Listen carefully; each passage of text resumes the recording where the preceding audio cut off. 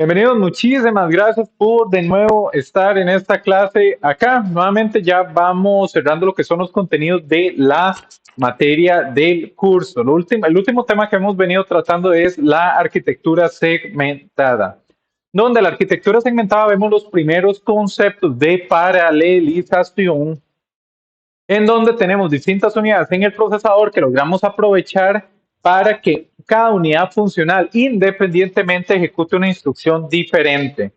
Habíamos visto que cuando la segmentación está vacía, pues tenemos que darle un chance a la arquitectura que cambie. Sin embargo, cuando el límite de la cantidad de instrucciones que se están ejecutando en el procesador tiende a infinito, la duración promedio de instrucción ejecutada por ciclo de reloj tiende a 1.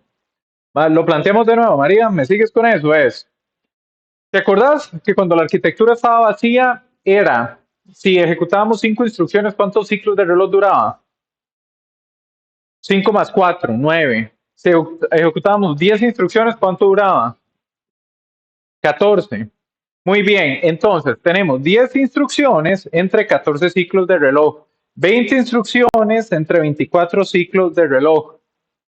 Cuando la cantidad de instrucciones tiende a infinito, ¿cuál es el promedio de duración de ciclo de reloj por instrucción?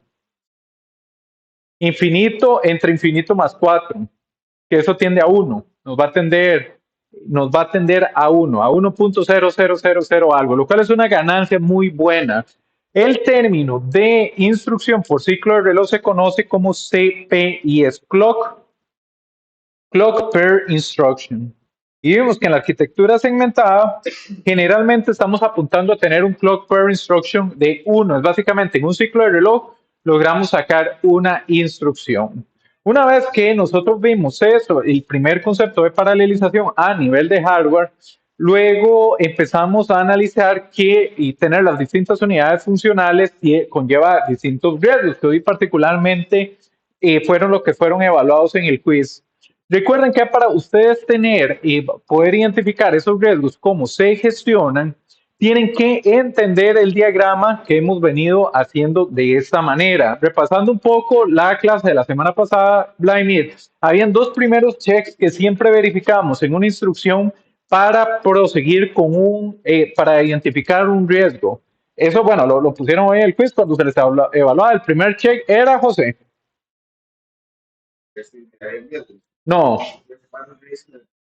Escriben la instrucción que se está ejecutando actual, escriben el banco de registros, era el check 1. El check 2 era la instrucción, el registro de destino es distinto de 0, era el check 2. Si esos dos se cumplían, ya se procedía a identificar el riesgo que se iba a gestar. Cuando ustedes, es importante que tengan esto mapeado, porque hablaron ahora de memoria fotográfica, que no, eso no tiene que ser memoria fotográfica. Algo que tiene que tener presente, José, cuando yo desarrollo acá y hago los diagramas en la arquitectura y hago la ruta de datos, yo no tengo esa memoria para poder hacer eso fotográficamente. ¿Qué es lo que yo hago? Entender cómo funciona. Ustedes han visto que yo cuento una historia, iniciamos por el PC, se suma PC más 4, vamos al banco de registro, se recupera el registro, se entiende la instrucción y se va desarrollando. Es importante y es importante de esta manera porque la gracia es que ustedes no se aprendan eso fotográficamente, es muy, muy difícil.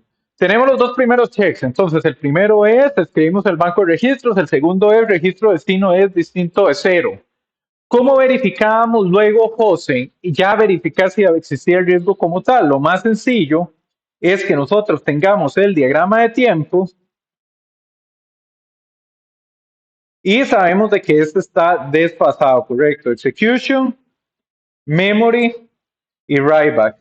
Y vos te acuerdas, José, que nosotros para denotar el adelantamiento hacíamos esta señal, una rayita que pasa de una unidad a otra. La manera de ver eso, José, poder identificar cuáles registros estaban involucrados hoy en la pregunta era hacer este diagrama y recordarnos que el adelantamiento se hacía entre el registro que estaba entre estas dos etapas. Y eso era muy fácil acordarse, el nombre del registro porque es XMEM. Hemos visto que el registro se llama con el nombre de las dos etapas que están en medio.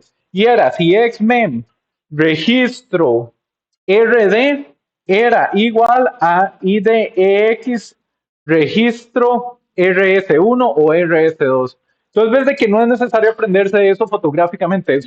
Lo que es importante es entender estas cosas y ya con eso uno lo puede sacar. Todas las rutas de datos, nuevamente, yo no las he hecho de memoria, Sofía, y eso tienen que mentalizarse. No se tienen que aprender cómo se hace el add, ni el ADI, ni el loadboard, porque es muy difícil, es mucha información. Es entender o contar la historia y ven de que de esa manera, pues nosotros logramos sacar la lógica. Entonces, eso para que lo tengan presente. Una vez que vimos los riesgos de datos en la sesión pasada, vimos riesgos de... ¿Cuál fue la otra clase de riesgos que vimos, Sergio? Esos son de datos. Después de los de datos, riesgos de control. Y riesgos de control directamente los podemos asociar a un tipo de instrucción específica. ¿Cuál era este tipo de instrucción específica, Alejandro? Branches. Y hicimos ejemplos con el branch equal. Pregunta, Alejandro, de nuevo, ¿es únicamente se va a presentar con los branch equal? ¿Cómo fue? Solo los branch equal brincan. Cualquier tipo de branch. Entonces recuerda que tenemos branch not equal. Sí, sí, exacto. Entonces con cualquier tipo de branch eso se nos va a presentar. José, si me tuvieras que resumir el riesgo de control en tus palabras, cómo me lo dirías?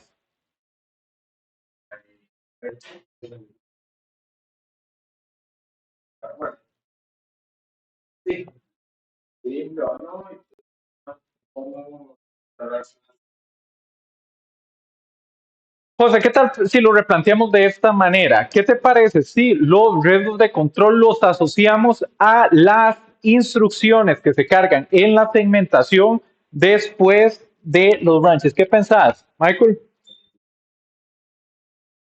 Ok, estamos en otras cosas. ¿Qué pensás, Sofía? El riesgo de control está asociado a las instrucciones que se cargan en la segmentación después de los branches. Sí, ¿verdad? Esas eran las problemáticas. Porque resulta que después de un branch podemos cargar las instrucciones subsiguientes al branch o las instrucciones del objetivo del salto, de la dirección de la etiqueta. Y poder determinar una u otra era lo que se nos convertía en la situación retadora. ¿Me explico, José? José, hay otras instrucciones que saltan y que después del salto se carga segmentación, son los jumps. Entonces, hagámosle un poquito de cabeza. Un jump nos puede generar riesgos de control.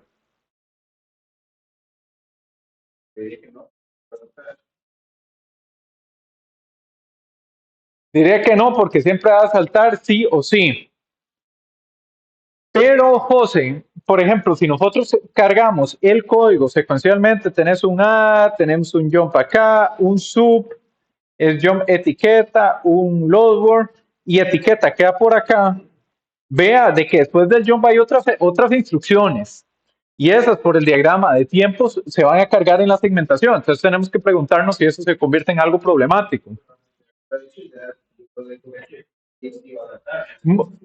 ¿Qué te parece? Entonces, para aquello que quede en el video, José está diciendo que el jump de antemano sabemos de que sí salta, entonces no hay quite. Sin embargo, estas instrucciones siempre están después del jump. Se podría aplicar un mecanismo de predicción en los jumps estáticos que nos resuelva eso. Hágale cabeza, no suponemos.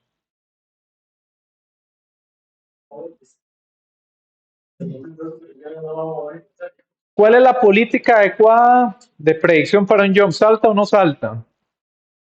Si salta. Y teniendo ese mecanismo, es decir, siempre de un jump carga en la segmentación, la dirección destino, las instrucciones de la dirección destino es la adecuada. El jump siempre va a saltar. Volviendo a algoritmos de predicción, que fue lo que desarrollamos en la clase anterior, vimos las dos políticas que podemos tener es salta o no salta. Hicimos un análisis empírico pensando en código en C, que típicamente tenemos ciclos, y habíamos llegado a una conclusión de que puede ser de que una política estática sea mejor que otra. María, ¿cuál era? Siempre se cumple. ¿Cuál era la lógica del análisis que habíamos pensado de eso?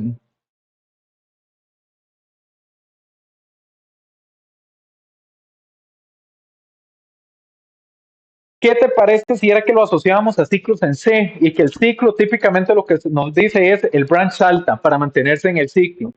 Era de esa manera que lo pensábamos. Entonces era una política adecuada. Para ir continuando con el repaso y para que todos estemos en la misma página, lo que vamos a arrancar en la clase, estimado Vladimir.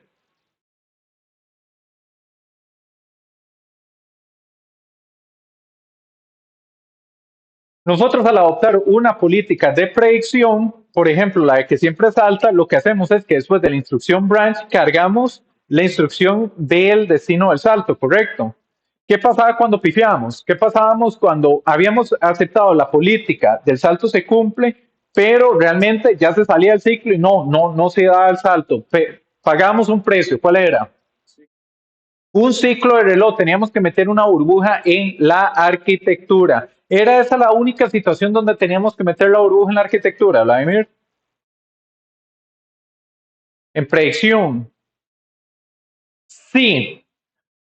Ahora, para continuar con el repaso, habíamos visto, Vladimir, que nosotros en los branches nos podemos dar cuenta si el branch se cumple o no en la etapa de execution.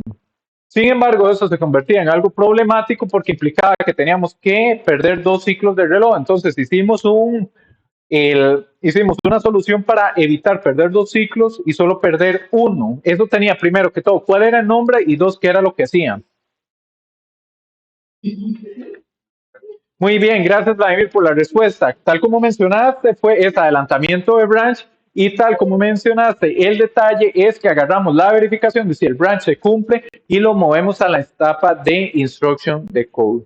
Entonces te agradezco mucho y ya eso queda bien documentado en el video. Todos a partir de este momento estamos en la misma página de lo que hemos visto en cuanto a arquitectura segmentada.